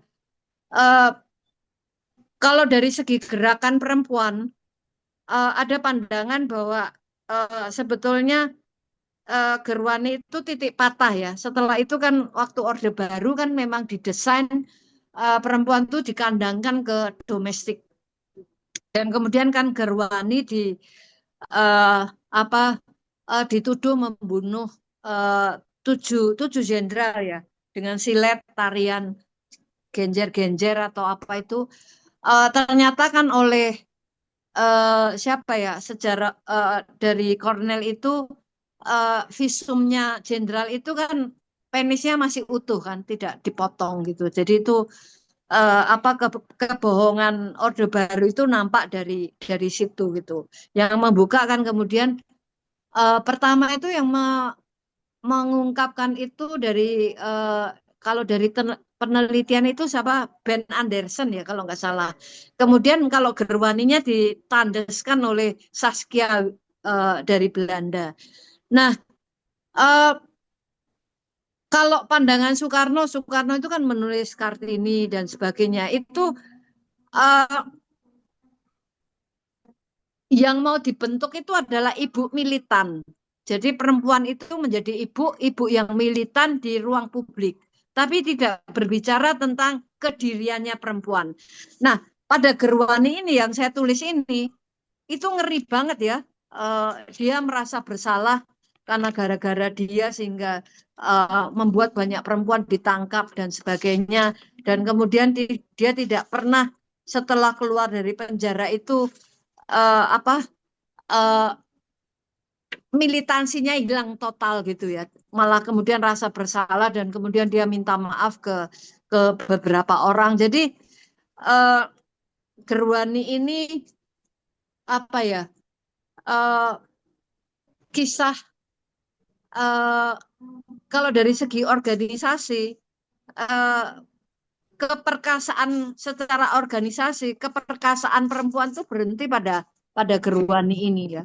Tapi untung kemudian tahun Orde Baru kan kemudian kan menciptakan PKK, menciptakan Dharma Wanita dan sebagainya. Tapi kemudian tahun 70-an itu yang kemudian kenapa gerakan perempuan bangkit lagi di apa di Indonesia itu karena PBB kan eh, mulai memasukkan hak asasi perempuan. Eh, Kenapa hak asasi perempuan itu kaitannya dengan praktek KB. Jadi kan pengendalian kependudukan di dunia itu kan menggunakan tubuh perempuan untuk pengendalian kependudukan. Nah, KB itu kan banyak sekali side efeknya ya, bisa darah tinggi, bisa apa itu ditanggung oleh perempuan. Nah, itu perempuan kemudian bersatu untuk memperjuangkan hak asasinya. Dengan begitu kemudian eh, organisasi perempuan masuk lagi ke Indonesia tahun 70-an itu dimulai oleh ini kayak Yanti Mokhtar yang mendirikan kapal dan sebagainya. Nah, gerakan perempuan itu kemudian bangkit kembali karena didukung oleh PBB dengan mengangkat isu hak asasi manusia. Tapi kalau tokoh Gerwaninya dua ini eh, pada waktu dia masuk penjara mentalnya dihancurkan dan hancur. Jadi keperkasaannya hilang gitu ya. Kasihan, kasihan sekali. Saya kira itu ya. Kalau yang saya tulis itu dua ketuanya dan melihat ini dan kemudian Gerwani kan cuma kemudian kan kalau manusia itu kan tidak plural ya. Banyak sekali yang masuk Gerwani itu nggak terima, banyak sekali menuliskan memoarnya dan itu akan menjadi eh, dasar untuk memperjuangkan keadilan. Karena sampai hari ini kan pemerintah belum mengaku ya kalau Gerwani itu korban korban fitnah gitu ya. Apa perlu dipulihkan. Saya kira gitu ya. Oke, terima kasih Bu Esti. Iya. Nah, Kak Amri sudah cukup terjawab atau Kak Amri udah di jalan nih dilihat. Oke, siap. Terima kasih Ibu Love katanya. Terima kasih banyak Bu Esti atas jawaban dari pertanyaan Kak Amri. Ini selanjutnya juga ada pertanyaan lagi nih dari Kak Jasmine. Gimana Kak Jasmine mau ditanyakan secara langsung atau saya bantu bacakan? Bantu bacakan aja. Oke, siap. Ini Bu Esti ada pertanyaan lagi dari Kak Jasmine mengenai pendapat Bu Esti tentang pemerkosaan etnis Tionghoa di tahun 98 ini saat reformasi ya. Dan mohon maaf kalau out of topic tapi terima kasih. Sama-sama.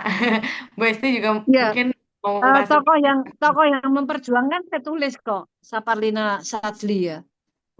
Dia yang memperjuangkan kemudian Komnas Perempuan.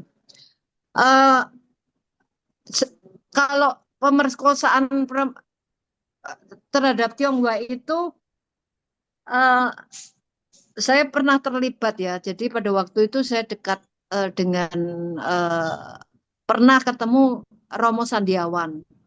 Dia yang dokumennya itu sampai segini nih saya punya ya. Eh, jadi kalau apakah itu apa pemerkosaan itu terjadi ya. Jadi seperti Nia Nia eh, yang dibunuh itu siapa saya lupa itu. Eh,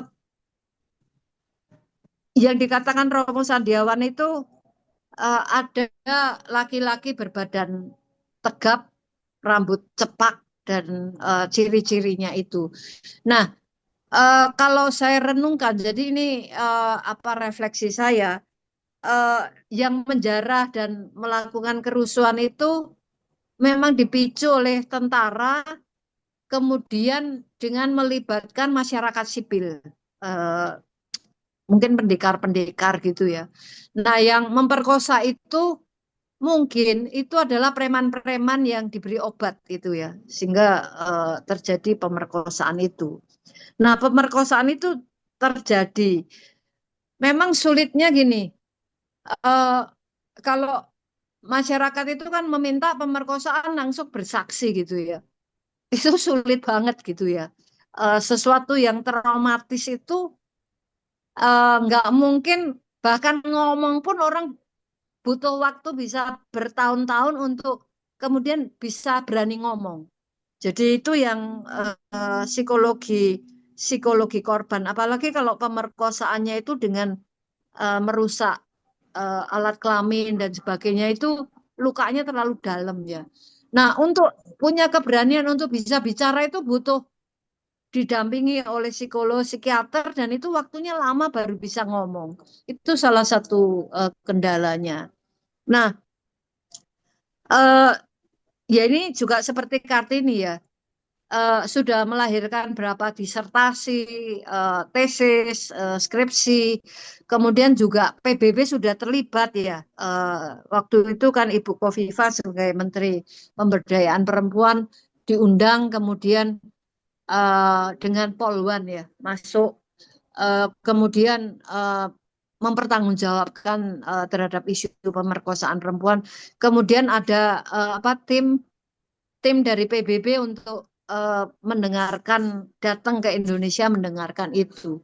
Nah, narasi-narasi itu mau dihapus sudah nggak mungkin, kan sudah menjadi narasi publik gitu ya. Kalau menurut saya ya biarkan open ending ya, karena tergantung orang mau melihatnya apa. Kalau mau dibungkam nggak mungkin, wong itu sudah menjadi kesadaran kolektif. Mau dihapus juga sulit. Memang di situ diduga, karena sebetulnya kan kalau baik itu kan ada pengadilan HAM, sehingga kita jelas, oh ini tidak terjadi pemerkosaan massal, eh, beberapa orang yang disebut itu tidak terlibat. Tapi kan itu kan ditolak, ditolak. Barangkali ini nggak tahu apakah pengadilan HAM akan terjadi atau enggak. Untuk kasus-kasus kejahatan kemanusiaan itu ada prinsip impunitas. Impunitas itu adalah kejahatan kolektif yang tidak mengenal kedaluwarsa. Jadi itu penting ya. Seperti perang revolusi eh, revolusi eh,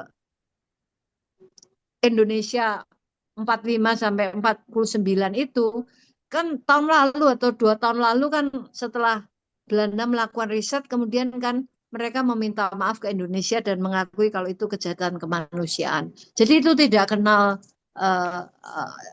bisa diungkap kapan saja gitu. Jadi sebetulnya kalau itu diungkit-ungkit, sebetulnya itu membangunkan macan tidur ya, karena yang terlibat begitu banyak. Jadi ya memang rumit, tapi dampak dari pemerkosaan Tionghoa itu kan akhirnya kan kekerasan domestik itu diakui. Sebelumnya itu kekerasan rumah tangga itu nggak diakui karena itu bagian dari dianggap masalah private. Terus kemudian orang nggak berani untuk mengajukan diri sebagai korban kekerasan domestik. Tapi kemudian kan karena polisi Polwan terlibat di PBB dan sebagainya, karena kemudian kan kepolisian membentuk Des Perempuan dan Anak. Kemudian pemerkosaan domestik itu mendapatkan tempat. Kemudian ada undang-undangnya. Saya kira itu berjasa ya untuk mengakomodir isu kekerasan domestik diangkat ke dalam ranah hukum. Saya kira itu ya. Jadi itu yang bisa saya jawab ya. Jadi memang kemudian, nah kalau itu tidak dilakukan, kenapa kok ada cerita ingin melunakkan cerita awalnya? Kayak Nia, Marta Dinata, siapa yang dibunuh itu? Pada waktu itu kan memang saya dengar dia dibunuh ya, setelah diperkosa dibunuh. Barusan saya menulis di buku saya terakhir ini yang terlibat pada masalah itu, beberapa orang yang terlibat pada kasus pemerkosaan perempuan tuh melihat pemerkosaan pada Nia ini berubah gitu. Saya kan jadi kaget loh, kok ceritanya kok jadi lebih lunak gitu. Untung saja ada kasus penulisan sejarah ini, sehingga Romo Sandiawan atau Pak Sandiawan ini kan muncul kembali dan dia ngomong, ternyata adiknya yang dibunuh ini yang bersaksi bahwa dia itu tidak diperkosa, itu masalah pribadi. Nah, terjadi teror apa? Pertanyaannya kan jadi di situ gitu. Karena kalau dia hanya bukan bagian dari kisah pemerkosaan itu, kenapa kok dia dibunuh? Pertanyaannya kan itu. Jadi kan ada usaha untuk eh, apa memadamkan api yang hidup gitu ya. Tapi sepertinya api ini sulit dipadamkan karena sudah menjadi kesadaran, sudah menjadi teks dan kemudian ada kesadaran kolektif. Sebetulnya tidak diungkit-ungkit lebih baik ya, jadi tidak menimbulkan keributan. Saya kira itu.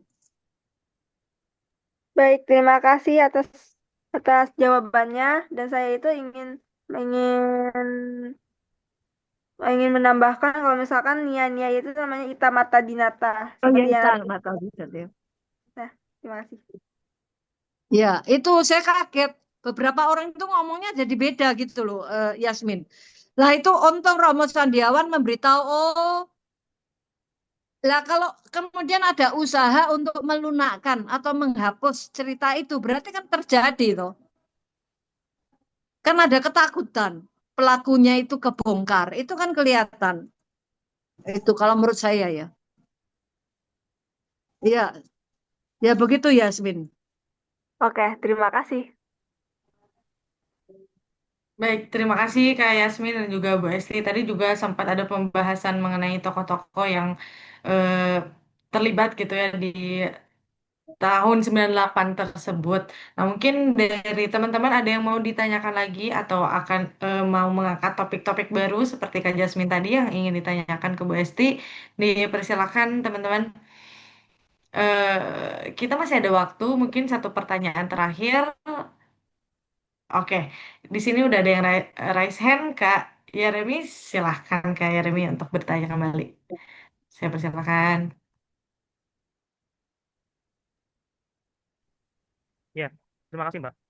Sebenarnya bukan kepada pertanyaan ya, tapi sebenarnya suatu tambahan dan juga pernyataan dari apa yang disampaikan oleh Bu Esti dan rekan-rekan teman-teman yang luar biasa pada malam hari ini mengenai tanggapan terhadap buku yang ditulis oleh Bu Esti, meskipun juga dalam hal ini lebih mengarah kepada kajian feminis perempuan yang kerap kali sering didiskusikan baik oleh Bu Esti maupun juga Tante Farah kalau ketemu. Dalam hal ini pagi hari ini Bu Esti, tadi saya sempat mengikuti serangkaian kegiatan workshop yang mini workshop ya lebih tepatnya dari kampus S1 saya, Universitas PGRI Delta Sidoarjo atau Unibda. Bukan waktu. Jangan. Oke, saya lanjutkan. Dalam hal ini, ketika pada waktu sesi diskusi dan tanya jawab yang lebih menekankan kepada teori, metode dan juga metodologi dalam penulisan sejarah, dan tadi sempat disinggung juga oleh Yasmin ya mengenai tentang sejarah seperti peristiwa 98, pemerkosaan tadi itu juga tadi sempat disinggung oleh dosen yang memberikan mini workshop yang kebetulan adalah dosen pembimbing kedua skripsi saya ketika pada waktu S1 dahulu. Dalam hal ini Bu Esti, rekan-rekan dan teman-teman bukan hanya Bu Esti sendiri yang menulis nantinya mengenai tentang eh, kajian tentang perempuan ini sendiri. Tapi kita juga bisa menambahkan dari segi sudut pandang kita, apapun itu, dan itu tentunya pasti sangat menarik. Contoh satu hal, Bu Esti, dalam pertanyaan saya tadi yang di awal, sebenarnya saya lebih menekankan kepada sosok tokoh perempuan selir. Ya, selir raja yang dimana kerap kali tidak pernah disinggung bahkan dalam sejarah nasional kita. Tapi ternyata di dalam berbagai sumber prasasti, sumber epigrafi, filologi, itu malah justru banyak ditemukan perempuan-perempuan selir ini punya banyak peranan, begitu loh. Termasuk Raja Empu Sindok saja, Sri Isyana Wikramadharma Tunggadewa itu saja juga sudah menyinggung. Bahkan sama ditemukan nama istri ketiganya Empu Sindok di dalam salah satu prasastinya. Saya lupa prasasti apa itu. Ini yang terbaru yaitu prasasti apa yang ada di Mojokerto tempo hari yang sempat ditemukan oleh rekan-rekan dan teman-teman di sana. Nah, dalam hal ini itu mari kita banyak memperkaya tulisan-tulisan mengenai tentang perempuan dan apa yang tadi disampaikan oleh Bu Esti sebagai suatu penguat juga dalam diskusi pada malam hari ini, sejarah mengenai tentang perempuan itu unik cukup menarik, menantang, namun juga memiliki banyak sudut pandang yang perlu dan patut untuk kita tanggapi bersama-sama. Termasuk juga ketika tadi sempat disinggung mengenai tentang penulisan kembali historiografi sejarah nasional atau official history yang dimana kerap kali atau bahkan mungkin rekan-rekan dan teman-teman sudah banyak membaca ya mengenai tentang draft yang sempat dikatakan mohon maaf bocor milik Kementerian Kebudayaan itu, dan ternyata diketahui bahwasannya mengenai tentang draft itu sendiri kan apa mengesampingkan ya peranan perempuan tadi itu, sehingga bukan hanya nanti Bu Esti yang bisa yang dapat menuliskannya, tapi mungkin tante saya Widianti Faraita, adik saya Denis, lalu kemudian juga Yasmin, Alda, atau bahkan siapapun yang di dalam ruangan Zoom ini bukan hanya sebagai perempuan, tapi juga sebagai laki-laki. Tadi sempat singgung juga tentang budayaan blog ini tadi itu. Mungkin mungkin Bu, sedikit tambahan dari saya Bu Esti. Terima kasih Bu, selamat malam. Selamat malam Kak Yeremi, terima kasih banyak untuk mungkin tadi kurang lebih itu tanggapan secara keseluruhan dan ada sedikit pesan-pesan untuk teman-teman di sini ataupun yang di luar sana mengenai sejarah tentang perempuan yang mana harus banyak kita ketahui, harus banyak kita gali lagi agar nanti bisa berimpact dan memberikan ilmu yang lebih banyak gitu ya untuk kita. Oke, seperti itu Bu Esti. Mungkin ada tanggapannya Bu Esti? Persilakan Bu. Iya, saya kira itu ya bahwa eh, tadi ya eh, kayaknya keperempuanan kita perlu direkonstruksi ulang ya. Ada beberapa yang tidak relevan, misalnya seperti tadi poligami, selir dan sebagainya, memang nggak cocok untuk konteks konteks zaman ini ya gitu. Jadi eh, apa karena ya maksudnya perlu dikaji ulang di mana yang perlu dipertahankan adalah menjadi ibu, tapi sebelum menjadi ibu adalah menjadi diri sendiri. Kemudian bagaimana perempuan mandiri. Memang tadi kalau membaca pendapat di kolom chat itu, kalau pandangan Marxis itu memang kalau mau perempuan tidak menderita maka dia harus apa punya penghasilan sendiri ya. Salah satu yang akan melindungi perempuan itu adalah kalau dia punya penghasilan sendiri. Tapi hubungan, nah sebaiknya kan hubungan relasi gender kalau mau itu menjadi pasangan, sebaiknya kan kalau ditambah menjadi ada hubungan persahabatan, kemudian hubungan sesama mengangkat spiritual, itu kan membuat hidup kan menjadi lebih nikmat ya dijalani daripada apa kita ribut terus. Jadi kalau menurut saya memang perlu membahas ulang tentang menjadi perempuan dan menjadi laki-laki ya. Dan sebaiknya itu adalah menjadi hubungan yang berkolaborasi. Dan luka itu juga bukan sesuatu yang apa apakah itu akan menjadi sumber kekuatan untuk menjadi perkasa atau tidak, tergantung pada pilihan kita. Saya kira itu Mbak Aldira. Sayang sekali.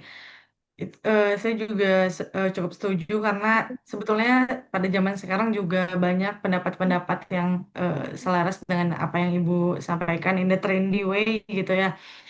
Tapi juga kita semua harus tahu bahwa itu semua sudah dibawa oleh tokoh-tokoh wanita hebat dari zaman ke zaman gitu ya.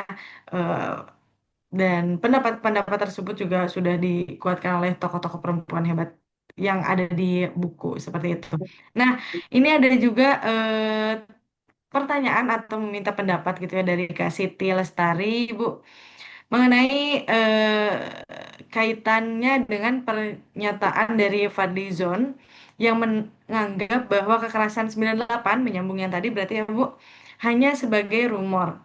Nah, pernyataan ini penyangkalan yang sangat brutal dari tragedi kemanusiaan 98 dan ini sangat menyinggung perasaan korban. Bagaimana pendapat dari Bu Esti? Silakan Bu, boleh ditanggapi Bu. Jelas ya, jadi itu kalau saya lihat Fadlizon ini pemimpin yang tidak melihat perubahan sosial yang terjadi ya. Jadi memang kelihatan kebaca ya bahwa dia ingin menulis sejarah ulang, di mana beberapa orang yang dianggap terlibat itu catatannya mau dihapus. Nggak mungkin. Zaman sekarang ini nggak mungkin menghapus. Kalau zaman dulu pada waktu tidak ada eh, budaya virtual ini, eh, mengendalikan lewat lewat wacana hierarkis itu mungkin ya. Karena itu kan teks itu penting ya. Dulu pada waktu Wiji Tukul membuat puisi-puisinya dan menyatakan kata satu lawan gitu. Hanya kata lawan ini aja bisa menakuti orang sehingga akhirnya kan dia hilang dan terbunuh gitu ya. Tapi sekarang ini eh, mau dikendalikan gimana? Kita sekarang gini langsung bisa ke seluruh dunia kok. Terus mau dihapus, mau dikembalikan lagi, itu kan kayak membuka kotak Pandora ya. Nggak mungkin, pasti ada beberapa yang udah terlanjur tahu gitu, dan dia yang akan membocorkan kemana-mana. Jadi sebetulnya kalau menurut saya Pak Fadlison itu malah cari perkara ya. Dia membuka luka lama dan malah membangkitkan kehebohan. Eh, apa dia mau lah, kemudian juga tidak relevannya Pak Fadlison tuh, dia tuh sekarang menteri, bukan bukan DPRD yang kritis, yang eh, opini pribadinya itu bisa bebas dikatakan. Nah, sebagai seorang eksekutif sekelas menteri itu harusnya bisa mengayomi semuanya ya, tidak membuat pernyataan-pernyataan yang kontroversi yang kemudian menyakiti sekelompok orang gitu ya. Itu itu menurut saya blunder besar ya dilakukan ya. Jadi ya moga-moga masalah ini bisa diatasi ya, karena bagaimanapun kan kita kan perlu mengatasi masalah-masalah yang ada ini bersama-sama. Saya kira itu Mbak. Siap, Ibu. Tadi berarti pendapatnya itu kurang lebih sama dengan Kak Siti Lestari ini bahwa Pak Fadlizon ini adalah salah satu orang Ya yang betul, menyakiti korban. luka lama Korbannya gitu pasti ya. eh, Iya, Bu. ya betul, setuju ya. Itu Betul pasti sekali. perasaan korbannya juga sangat tersinggung karena Oh trauma, sangat, sangat. iya, trauma dan Ya, juga mungkin kehidupan psikotesnya, pemikirannya sudah sangat terganggu, tapi iya. malah dianggap bahwa korban itu eh, perilaku dan kejadian tersebut tidak Mengat- pernah terjadi. Itu sangat, menurut saya pribadi gitu ya, itu sangat menyakiti gitu ya. Nah, Iya, mungkin kita iya betul. lanjut ke pertanyaan terakhir mungkin apa ya? Iya, Ada iya, no di problem. Kak Hudi. Kak Hudi silakan mau ditanyakan secara langsung atau diketik di chat, dipersilakan. Oke, baik. Terdengar suara saya, Mbak? Terdengar Iya, jelas. Ya, Ibu. Saya izin off cam ya karena memang baru pulang dari dari jalan. Jadi, tapi sepanjang perjalanan tadi ngikutin diskusinya, menarik sekali itu. Jadi, eh, saya pemula lah. Jadi, pemula dalam sejarah perempuan atau feminisme di Indonesia lah ya. Saya masuk kategorinya mungkin pemula lah gitu ya. Tapi saya punya punya pendapatnya, bukan pendapat, saya punya punya wawasan sejarahnya begini, bahwa sejarah Indonesia itu pertama itu sangat dipengaruhi sama kolonialisme gitu. Kolonialisme itu menggunakan nilai-nilai tradisional, feodalisme dan kawan-kawannya gitu ya untuk mempertahankan dominasinya gitu. Nah, apakah kemudian hal ini akan berpengaruh pada yang namanya posisi kaum perempuan pertama itu? Yang kedua, jika kalau tadi fakta sosial, berarti yang kedua adalah gini, narasi sejarah, diskursus soal sejarah. Jika tulisan sejarah perempuan gitu ya, ditulis oleh seseorang gitu ya, oleh sejarawan gitu ya, dan sejarawan itu tidak bisa menghindari dari yang namanya nilai yang dia anut, ideologi yang dia anut, apakah itu akan juga akan mempengaruhi hasil luaran dari yang namanya historiografinya? Nah, gitu. Nah, jika dua hal tersebut kita gabungkan, apakah kemudian cara pandang Barat yang hari ini gitu ya, cara pandang Barat hari ini tentang perempuan Indonesia yang lemah, nggak mampu berkontestasi di ruang publik dan lain sebagainya, bukankah itu adalah sebuah konsekuensi dari tadi pertama kolonialisme, yang kedua dari yang namanya cara pandang Barat yang kemudian masuk ke dalam eh, para sejarawan gitu. Nah, saya kemudian berpendapat begini.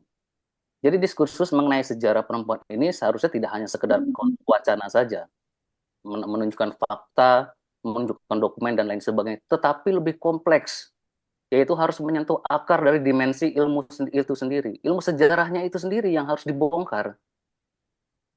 Jadi untuk mengembalikan lagi posisi, kan memang ada guna sejarah gitulah ya. Kita berharap nanti lewat narasi sejarah yang diberikan akan ada beberapa hal-hal yang berdampak positif bagi kaum perempuan. Mungkin dia akan bisa sedikit berdiri sejajar setara dengan kaum pria, bahkan bisa mengambil keputusan tentang masa depan dan lain sebagainya. Tetapi kalau menurut saya itu tidak akan bisa terlaksana karena jika tidak menyentuh yang namanya akar yang lebih dalamnya lagi, itu dimensi ilmu sejarah itu sendiri. Biar bagaimanapun ilmu sejarah kita diajarin sama orang Barat. Jadi wacana dominannya adalah wacana Barat. Orientalismenya itu susah dilepaskan. Nah, maka dari itu saya pikir bukan hanya soal wacana sejarah yang harus diperbaharui seperti yang ditawarkan Pak Mas Yeremia dan Ibu kawan-kawan sebagainya. Tapi juga kalau bisa juga disentuh soal bagaimana melakukan reinterpretasi terhadap approachment pendekatan dalam menulis sejarah perempuan. Yang kedua, saran saya adalah diberikan batas tegas. Ini ada di studi soal sejarah soal periodisasi. Ada masa kolonial dan ada masa setelah Indonesia merdeka yang kemudian hari ini kita kenal dengan pasca kolonial. Kenapa? Karena di situ terdapat gradasi yang cukup besar. Singkatnya, ada fenomena yang kemudian berhenti, tapi kemudian ada fenomena juga yang mungkin bersifat destruktif dan lain sebagainya yang kemudian berlanjut, continue. Seperti itu. Itu aja yang mungkin bisa saya sampaikan, Ibu, pendapat saya. Ya, pertanyaannya kompleks ini. Saya jawab langsung ya, Mbak Adri. Memang kalau feminis kan menyatakan pertarungannya itu kan ada pada narasi ya. Narasi yang ada itu kan perspektifnya kan perspektif laki-laki gitu ya. Karena itu kan banyak laki-laki yang tidak setuju aborsi, tidak setuju KB dan sebagainya, tapi dia yang menentukan hukumnya gitu. Lalu dipertanyakan, lah kamu nggak ngalami kok bisa membuat kebijakan seperti itu gitu. Karena itu kan kenapa evidence based. Karena itu kan memang ekspresi perempuan itu kan karena tadi dunia rasa ya. Itu kan dan memang banyak yang tidak terkatakan. Nah, itu yang sebetulnya postmodernis itu yang bertarungnya di bahasa gitu. Tadi memang kalau nulis sejarah itu kronologi penting ya supaya tidak terjadi anakronis ya. Itu penting. Nah, sebenarnya buku ini ditulis ya berdasarkan kronologi itu, berdasarkan mulai zaman Borobudur itu Syailendra, kemudian kontemporer. Karena itu yang data primernya itu ada pada tokoh-tokoh yang masih hidup saat ini. Ilmu sejarah itu dia, memang ilmu sejarah ini sendiri kan harus mengikuti perkembangan zaman yang ada ya.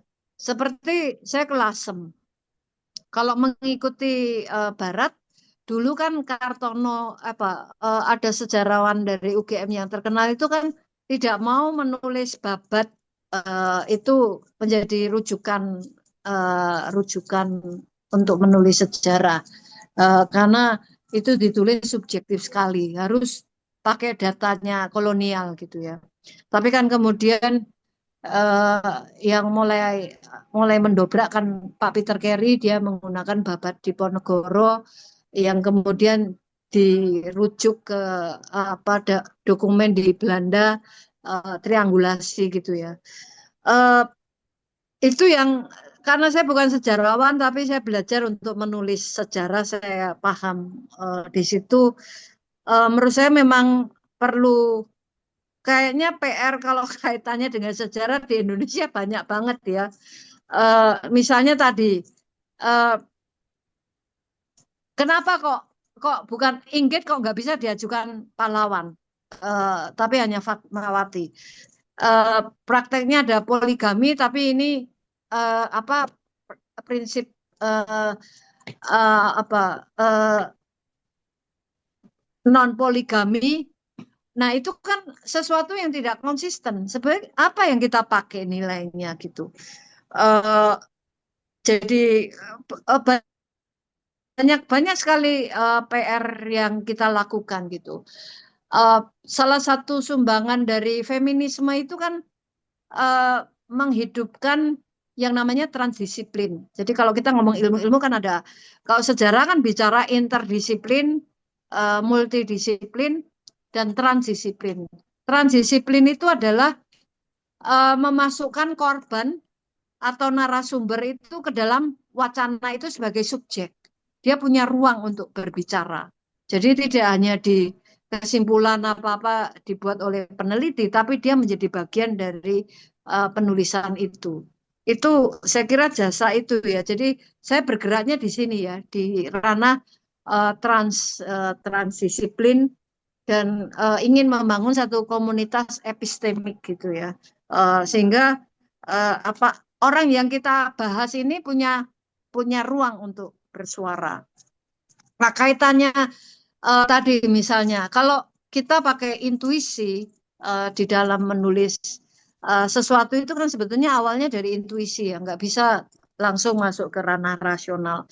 Kayak di Lasem ya. Di Lasem itu ada cerita namanya Badra Santri. Badra Santri ini adalah orang yang pernah 10 tahun di Majapahit, kemudian melihat keruntuhan Majapahit, kemudian dia kembali ke Lasem, kemudian dia menegakkan agama Buddha. Kemudian dia sebut sebagai Buddha Jawa. Tapi sebetulnya spiritnya adalah siwa Budanya Majapahit. Ini kan sesuatu yang berlangsung ada gitu. Apa yang bisa dilacak gitu ya. Kemudian apa yang dia lakukan itu dia punya murid, punya padepokan dan sebagainya. Ini data sejarah menurut saya. Terus peninggalan di Lasem itu membuktikan bahwa Majapahit kan ngeklaim menguasai Asia Pasifik gitu ya. Apakah itu hubungan dagang atau hubungan penaklukan itu belum jelas ya. Tapi relasi itu bisa dibuktikan pada waktu kita Lasem, di mana kan Majapahit itu ada di pedalaman. Ternyata pedalaman ini disambungkan sungai terus ke laut. Dan kemudian melalui sungai laut ini berhubungan dengan pulau-pulau yang ada di Indonesia maupun yang ada di luar. Nah, itu kan apa menjadi satu data. Kemudian jadi banyak hal yang masih ada dari Lasem itu yang secara intuitif bisa kita telusuri untuk melihat masa lalu. Jadi kalau misalnya kita mau menelusuri Bhinneka Tunggal itu kan, Bhinneka Tunggal Ika kan dibuat oleh Empu Tantular karena pada waktu itu kan ada persaingan antara agama Hindu dan Buddha sehingga muncul prinsip Bhinneka Tunggal Ika. Nah, kemudian kan tadi disambungkan oleh Badra Santi, kemudian keberlanjutannya kan perlu dibahas menjadi berbagai agama itu gitu. Jadi cerita-cerita legenda yang hidup di masyarakat itu data gitu loh. Nah, tapi menentukan untuk kapan itu menjadi objektif, kapan itu bukan, itu yang sulit ya saya kira. Tapi itu menurut aku itu sesuatu yang energi yang masih hidup gitu. Jadi sejarahnya sendiri punya masalah di dalam penulisan sejarah. Kemudian siapa yang menulis itu juga. Nah, salah satu kenapa kita tidak maju-maju, karena perguruan tinggi itu belum memasukkan transdisiplin. Interdisiplin sudah banyak dibahas ya. Kalau kita mau membahas manusia itu perlu berbicara tentang inter dan multidisiplin, tapi transdisiplinnya enggak. Nah, ini yang perlu, karena itu seperti temu sejarah apa-apa itu perlu membangun komunitas epistemik yang perspektifnya adalah perspektif apa people ya, orang yang dia yang ditulis sejarahnya.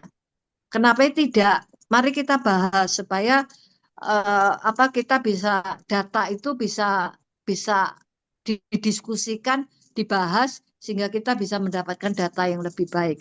Semoga Pak Hudi ini puas ya dengan jawaban saya. Memang kompleks sekali masalah kita. Karena itu kenapa saya mau menulis biografi saya sendiri supaya diri saya itu tidak dijelaskan oleh orang lain. Kalau dijelaskan oleh orang lain itu bisa meleset jauh gitu ya. Ya, minimal kan saya bisa menceritakan hidup saya. Karena itu data satu-satunya yang saya kuasai. Nah, kemudian kalau itu menyangkut isu sosial, isu politik dan sebagainya, ya didiskusikan saja. Karena di bawah sosial, politik, ekonomi itu saya dibentuk gitu ya. Eh, tapi dari situlah kemudian kita bisa merefleksikan mau menjadi apa. Saya kira itu. Terima kasih. Keren sekali. Berarti kita tunggu ya, Bu, buku biografi Bu Esti. Ya, ya, Ceritakan tentang kehidupan Bu Esti sendiri. ya. Baik, sebelumnya juga saya ucapkan terima kasih kepada Pak Budi atas tadi ada sedikit banyak pernyataan dan juga pertanyaan yang dilemparkan dan itu menjadi penutup pertanyaan pada sesi Q&A kita malam ini. Sebelum kita benar-benar tutup, jika dari Bu Esti ada sedikit prakata atau ada pesan yang belum tersampaikan untuk teman-teman yang ada di sini, dipersilakan Bu Esti mau disampaikan Iya, untuk penutup. jadi apa saya kenapa saya tertarik untuk mendampingi orang-orang muda ya. Eh, saya pikir saya itu sudah tidak relevan lagi ya gitu karena anak-anak muda sekarang itu begitu mudah mengakses informasi gitu ya. Pada satu hari saya ketemu anak muda seorang penulis novel yang bicaranya bebas ya soal kebebasan perempuan, membahas isu seksualitas gitu ya. Eh, saya terkejut sekali pengetahuan. Dulu kan saya aktivis HIV dan trafficking ya. Salah satu apa tema yang saya kuasai itu seks dan seksualitas dan kesehatan reproduksi. Lihat kesembronoan apa orang itu bicara tentang seksualitas itu saya menjadi oh berarti saya diperlukan. Jadi ada ilmu-ilmu yang eh, apa fisik ya, fisiologi apa itu juga perlu dipahami oleh anak muda. Jadi anak-anak muda ini perlu mengenali diri dari dimensi fisik, psikis, sosial dan spiritual. Nah, kelemahannya ada pada itu apalagi perempuan ya. Perempuan perlu memahami ketubuhannya, itu penting banget.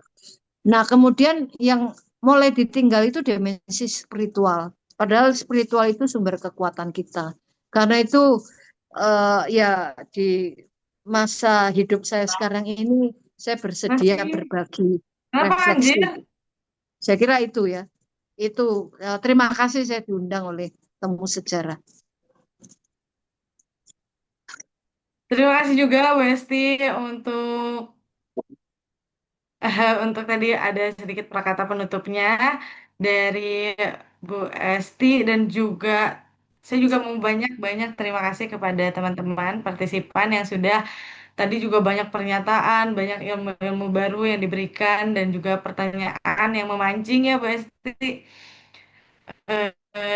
Saya pribadi sih inginnya di batch-batch selanjutnya kita juga akan terus mengadakan kegiatan-kegiatan yang akan membahas buku-buku lain dan juga topik-topik sejarah lainnya agar kita bisa lebih terbuka lagi wawasan kita mengenai sejarah, yang mana sejarah ini kan tadi juga masih banyak gitu kalau misalnya permasalahan ataupun hal-hal yang baik ataupun buruk yang ada di sejarah yang bisa kita bahas bersama-sama.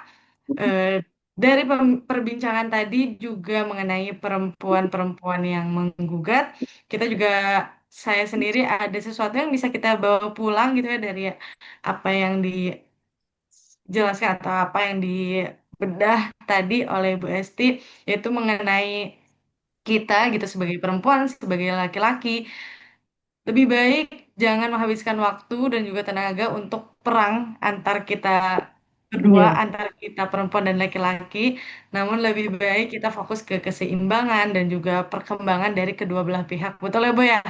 Iya.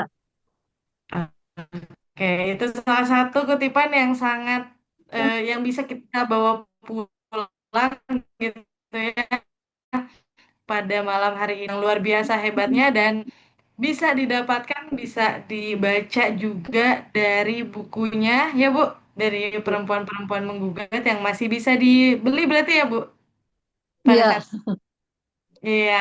Dan juga kalau tidak salah itu ada visualnya juga ya Bu. Oh ya, Ada itu kan sebetulnya memberi penjelasan lukisan. Itu lukisan. dipamerkan tahun 2019 19 bulan November di Cemara Galeri Jakarta. Iya, jadi Pelukisnya Seruni Bojawati seru nih. rupanya. Jadi biar lebih tervisualisasi gitu ya Bu. Jadi sejarahnya lebih hidup gitu ya. Mm-mm. Oke, mungkin buat teman-teman yang belum sempat membaca bukunya, boleh mungkin dari pembahasan kita malam ini bisa dibaca bukunya Perempuan-Perempuan Menggugat. Di sana akan lebih detail tentang bagaimana Bu Esti menuliskan tokoh-tokoh 29 tokoh-tokoh perempuan yang hebat. Dan mungkin sayang sekali hari ini, malam ini, Temu Sejarah Batch 72 harus berakhir karena jam sudah menunjukkan kita sudah harus penutupan. Namun sebelum benar-benar berpisah, buat teman-teman yang hadir pada malam ini, dipersilakan untuk mempersiapkan diri. Kita akan dokumentasi terlebih dahulu ya, Bu. Ya, silakan persiapan untuk on cam agar bisa terdokumentasi gitu ya. Siapa tahu nanti masuk ke buku biografinya Bu Esti. Bahwa Temu Sejarah pernah berdiskusi dan membahas tentang buku-bukunya Bu Esti. Baik, sekali lagi terima kasih banyak untuk partisipan teman-teman semua yang telah hadir, yang telah menyimak dan memberikan pertanyaan, juga pernyataan, dan juga yang semangat dari awal sampai akhir masih join. Dan tentu saja terima kasih banyak untuk Bu Esti atas ilmunya, atas insight-insightnya, dan obrolan-obrolan tadi yang sangat penuh makna untuk saya pribadi dan mungkin teman-teman semua peserta yang hadir malam ini juga setuju. Dan juga saya ucapkan terima kasih kepada founder Temu Sejarah KTW sudah mengadakan batch sampai ke batch 72 ini. Terima kasih banyak untuk seluruh pihak yang terkait. Saya Alira Alfiadi pamit undur diri. Sampai jumpa di Temu Sejarah berikutnya. Wassalamualaikum warahmatullahi wabarakatuh. Selamat malam semuanya. Salam. Ya, terima kasih. Pamit ya. Terima kasih diundang. Iya, Ibu, kita dokumentasi terlebih dahulu Oh mungkin iya, ya, Bu. iya. Iya, kita screenshot aja ya, Bu, kalau online ya, Bu. Oke, ada yang mau on cam lagi? Silakan kakak-kakak. Oke, Kak Tiwi gimana, Kak? Mau kita screenshot aja atau tunggu yang lain? Boleh. Dir mau sama aku atau sama Dira? Boleh, sama Dira Kita juga. langsung aja ya, ya. Oke, siap. Oke, teman-teman. Satu, dua, tiga. Sekali lagi ya. Satu, dua, tiga. Siap. Terima kasih semuanya. Semoga Terima bermanfaat. kasih juga, Bu Kak Esti Tiwi. luar biasa sekali. Langsung tercerahkan ini, Bu. Terima kasih ya, Bu ya. Sukses selalu. Iya, Ya, makasih. makasih juga. Makasih ya. Pamit ya. Terima kasih. Makasih, Bu. Terima kasih kembali, Bu. Ya, yuk. Terima kasih Dah. semuanya. Selamat Makasih malam. teman-teman. Selamat malam, selamat beristirahat. Sampai Ya, jumpa selamat kapan. malam.